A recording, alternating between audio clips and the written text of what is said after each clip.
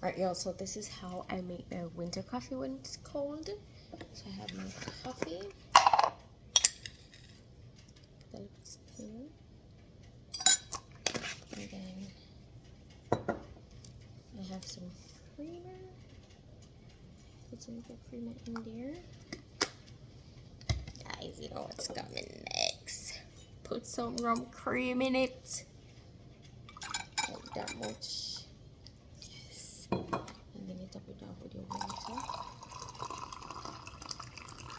Yes. Stir it up.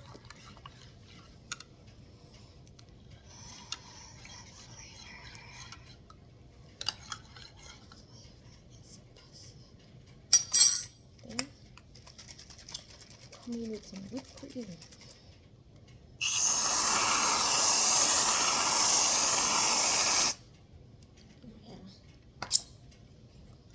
This is how I make my winter coffee.